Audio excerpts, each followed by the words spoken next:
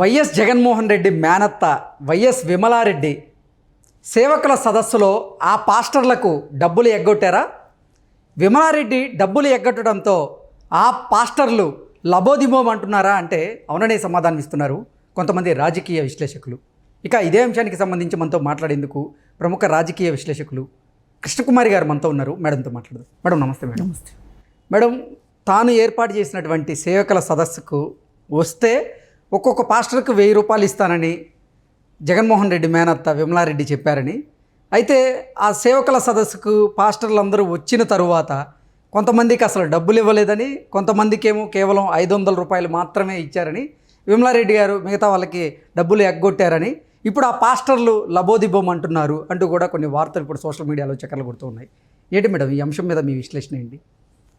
అసలు ముందుగా మనం వాళ్ళు డబ్బులు ఎంత ఎగ్గొట్టారు ఏంటి అవన్నీ విషయం కాసేపు పక్కన పెడితే, అసలు మతాన్ని ఎలక్షన్ల కోసం ఈ విధంగా వాడటం ఎంతవరకు కరెక్టు అనేది ముందు మనం చర్చించాల్సిన విషయం. అసలు ఎందుకు రాజకీయ పార్టీలు ఈ విధంగా మతాన్ని వాడుకుంటున్నాయి? ఇప్పుడు అటు చూస్తేనేమో మోడీ ఎన్నెన్ని వేషాలు, ఒక ప్రధానమంత్రి గురించి ఇలా మాట్లాడటం చాలా విచారకరం. ఏదో ఒక లోకల్ బాడీ లీడరు, ప్రజాప్రతినిధి ఏమైనా అలా చేశాడు అంటే ఏదో పోనీలే అని అనుకోవచ్చు. అసలు రాజకీయకి ఓట్లు అడగటానికి ఈ మత ప్రార్థనా స్థలాల్లో అవి చెయ్యకూడదు అని మనకి చట్టం చెబుతుంది. కానీ వీళ్ళు పూర్తిగా చట్టాలకి తిలోదకాలు ఇచ్చేసేసి, మొన్న రాముడి గుడి విషయం చూసాం మనం, అయోధ్య విషయం ఎవరెవరిని కావాలనుకుని పిలుచుకున్నారో, ఎంత సెలబ్రిటీ రంగు పులిమారో అక్కడ మనం చూసాం. నిజంగా సెలబ్రిటీ రంగు ఎంత పులిమారు అంటే, కంగనా రనౌత్ లాంటి ఒక చీప్ ఆర్టిస్ట్, నేను ఒక మహిళనయ్యుండి ఇంకొక మహిళా ఆర్టిస్ట్ని అలా అనకూడదు నిజానికి, కానీ ఆమె ఆ రోజు చేసిన హంగామా, ఆమె వేసుకున్న దుస్తులు, ఆమె చేసిన డ్యాన్సు, అది జగుప్స్గా అనిపించింది. ఒక దేవుడి గుడి, నేను నమ్మినా నమ్మకపోయినా, మీరు దేవుడిని నమ్మినా నమ్మకపోయినా, దేవుడు అనేది ఒక పవిత్ర స్థానం. ఏ దేవుడు అన్నా కానివ్వండి, ఏ మతం అన్నా కానివ్వండి. అయితే అలాంటి చోట్ల ఆమెకి ఒక పబ్లిక్ లో ఇమేజ్ ఉంది అని, ఆ ఇమేజ్ని కూడా, అంటే ఇలా ఇష్టానికి సినిమాల్లో బట్టలు ఇప్పుకుని యాక్షన్ చేసే కంగనా రనౌత్కున్న ఇమేజ్ని కూడా క్యాష్ చేసుకోవాలి అనే ఒక ఉద్దేశం మోడీకి వచ్చింది అంటే, ఇంతకంటే దుర్మార్గం ఇంకొకటి ఉండదు, ఇంతకంటే దుర్మార్గం ఉండదు. అది అయిపోయింది, అయోధ్య విషయం అయిపోయింది. ఆ రోజు అందరినీ ఎంతంత ఎట్లాంటి సెలబ్రిటీలకి ఇన్విటేషన్ ఇచ్చి, ఇక్కడ చిరంజీవి లాంటి వాళ్ళని కూడా పిలిచి, అదేమంటే మీ రాష్ట్రం వాళ్ళని పిలిస్తే కూడా మీకు ఇంత బాధ ఏంటి అంటారేమో. అంటే వాళ్ళు పని కట్టుకుని, ఎవరికైతే ఒకప్పుడు మనం ఇది మాట్లాడుకుని ఉన్నాం, ఇళయరాజా లాంటి వాళ్ళకి రాజ్యసభ సీటు ఇచ్చి, అంటే ఒక మధ్యతరగతిని ముద్దు చేసే వ్యక్తులు ఎవరైతే ఉంటారో వాళ్ళని ఎన్నుకుని, పనిమాల రాజమౌళి ఫాదర్కి కావచ్చు వీళ్ళకి ఇవ్వడం వెనకమాల అతని ఉద్దేశం ఏంటి అంటే, స్వచ్ఛ భారత్ బ్రాండ్ అంబాసిడర్ల విషయం కూడా మనం మాట్లాడుకున్నాం. వీళ్ళందరూ పాపులర్ ఫిగర్స్. ఈ ఫిగర్స్ని మాకు ఇష్టమైన వాళ్ళని పైకి తీసుకొస్తున్నాడు మోడీ. అంటే మేము కూడా పైకే వచ్చాము అనే ఒక సూడో ఫీలింగ్లోకి వాళ్ళని తీసుకెళ్తున్నారు. వెళ్ళి వాళ్ళ వైపుకి తిప్పుకుంటున్నారు వాళ్ళని. దానిలో భాగంగానే ఆయన గుండు చుట్టూ తిరుగుతున్నాడు. ఎక్కడ గుడి కనిపిస్తే అక్కడ. మొన్న పైగా ద్వారకకి కూడా వెళ్ళి నెమలిపించాలతోటి అక్కడ ఏదో విన్యాసాలు చేసి వచ్చారు. అంతకుముందు లక్షద్వీప్లో ఇలా ఏది చేసినా సరే ఒక పాపులారిటీ కోసం చేస్తున్నారు తప్పితే వేరే ఏమీ లేదు. పోనీ ఇలాంటి చోట అంటే తను తనని ప్రమోట్ చేసుకోవటం చేసుకుంటే కూడా తప్పులేదు నా ఉద్దేశంలో. కానీ ఆ సందర్భం ఏంటిది అన్నది మన అభ్యంతరం. ఇప్పుడు జవహర్లాల్ నెహ్రూ ఉండేవాళ్ళు, ఆయన ఏ ఆనకట్టలు ఏ కర్మాగారాలు ప్రారంభోత్సవాలు చేసేటప్పుడు అసలు ఆయన అమితమైన సంతోషంతో ఆనందంతో అసలు ఆ పాత ఫోటోలు ఏమన్నా దొరికితే అసలు నా దేశానికి నేను ఇంత చేస్తున్నాను అనే ఒక సంతోషం కనిపించేది. మరి ఐఐటీలు కట్టారు వాళ్ళు, ఫ్యాక్టరీస్ పెద్ద పెద్ద ప్రాజెక్టులు కట్టారు, బాక్రానంగల్ ప్రాజెక్టు లాంటి దాన్ని, విశాఖ ఉక్కు కర్మాగారాలు కట్టారు. అన్నీ కట్టేసిన తర్వాత వాళ్ళు ఇప్పుడు ఏమీ కట్టాల్సిన అవసరం లేదు అని చెప్పి గుడుల పునరుద్ధరణకిను గుడులు కట్టడానికి వీళ్ళు సిద్ధమయ్యారు అంటే ఏమనుకోవాలి చెప్పండి? అసలు ఈ దేశంలో ఇవాళ ఏంటి అవసరం, ఏది అవసరం? ఇప్పుడు మీరు ఇంకొక ప్రాజెక్ట్ కడితే వద్దంటారా ఎవరన్నా? అవసరం లేదా? ఈ దేశంలో ప్రాజెక్టులతో పని లేదా? అవసరం ఉంది కదా. ఈ రోజుకి కరెంట్ లేని ఊళ్ళు ఉన్నాయి కదా, ఈ రోజుకి చదువు లేని ఊర్లు ఉన్నాయి కదా, ఈ రోజుకి హాస్పిటల్ లేని ఊర్లు ఉన్నాయి కదా. ఇలాంటి పనులు చేయొచ్చు కదా. మీకు పెద్దవి చేసే అవకాశం లేకుండా చేసేసారు వాళ్ళు. మీకు చాలా అన్యాయం చేశారు, అసలు మీకు పని లేకుండా చేశారు. పోనివ్వండి, ఇప్పుడున్న పనులన్నా చేయొచ్చు కదా. అసలు ఈ గుళ్ళు గోపురాలు అంటూ తిరగడం ఏంటి? అసలు ఎవరిని మభ్య పెడదామని, ఎవరిని ముద్దు చేద్దామని? సరే, ఈ కథ ఇలా ఉంది. వాళ్ళు ఒక రకంగా ఒక మతాన్ని అడ్డం పెట్టుకుంటే, ఇక్కడ ఆంధ్రప్రదేశ్లో జగన్మోహన్ రెడ్డి గారు క్రిస్టియన్ మతాన్ని అడ్డం పెట్టుకుంటున్నారు. క్రిస్టియన్ మతాన్ని అడ్డం పెట్టుకొని ఒకప్పుడు కూడా విజయలక్ష్మి గారు ఎన్నికల ప్రచారానికి వెళ్తూ బైబిల్ చేతులు పట్టుకుని వెళ్ళేవాళ్ళు. నిజానికి అప్పుడు అసలు కాదనాల్సిన సందర్భం అది, పట్టుకెళ్ళకూడదు.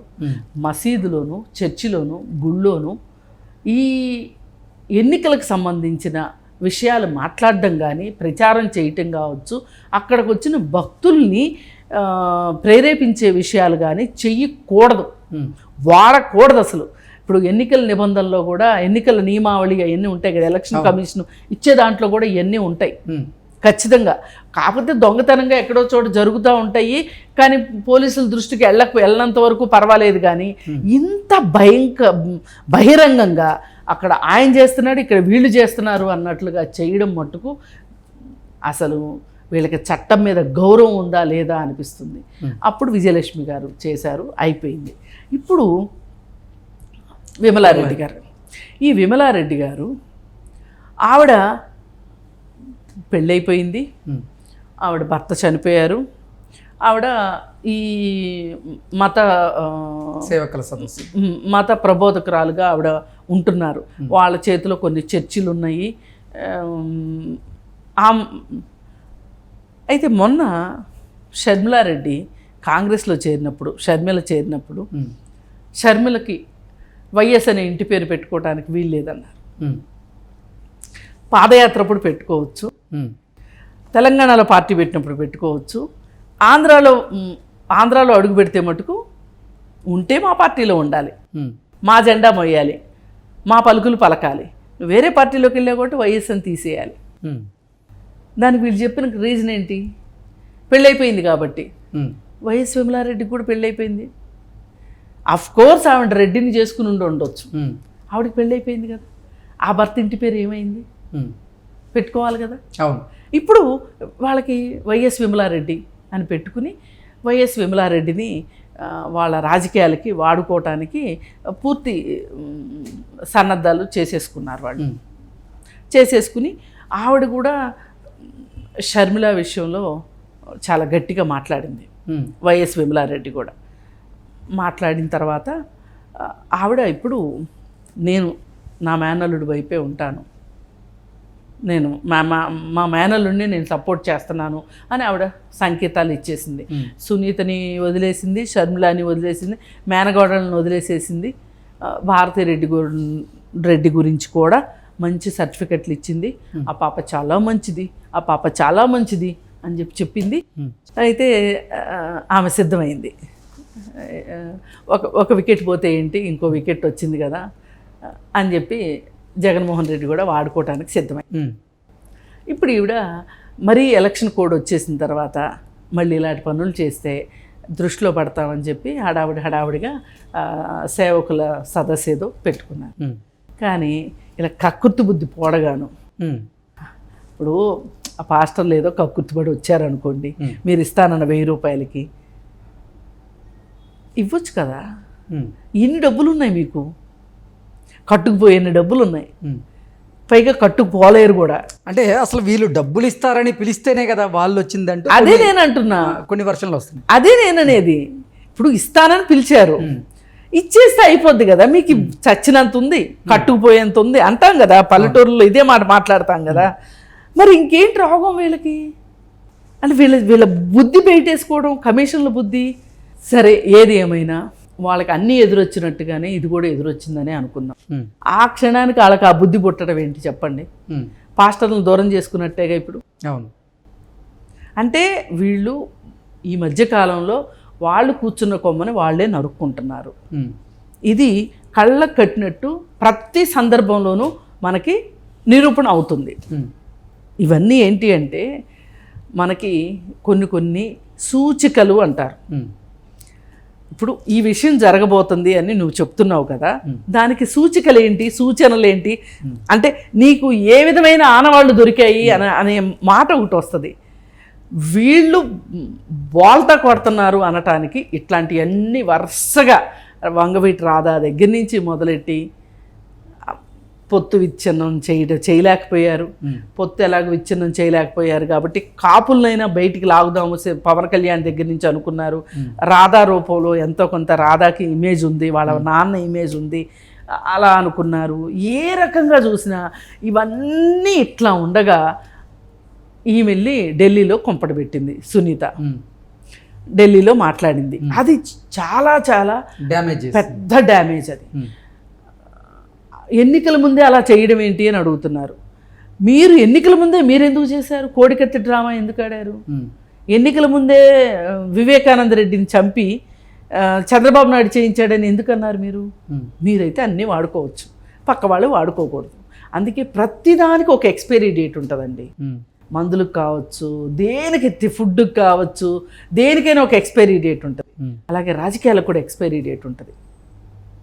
వాళ్ళకి ఎక్స్పైరీ డేట్ వచ్చిందని దీన్ని బట్టి కూడా అర్థమవుతుంది. అంటే ఇది కూడా నిన్నొకటి మొన్నొకటి అటు మొన్నొకటి అలా వరుసగా వాళ్ళకి కలిసి వస్తున్న అంశం ఏంటో ఒక్కటి చెప్పండి మీరు. నాలాంటి వాళ్ళతో చాలా మందితో మీరు మాట్లాడతారు కదా, ఈ మధ్యకాలంలో వాళ్ళకి కలిసి వచ్చిన అంశం ఏంటో చెప్పండి, ఒక్కటి చెప్పండి. లేదు. రోజా దగ్గర నుంచి ఈ మధ్య రోజా ఏం మాట్లాడింది? వరుసగా యాక్సిడెంటల్ సీఎం అని మాట్లాడింది రేవంత్ రెడ్డి.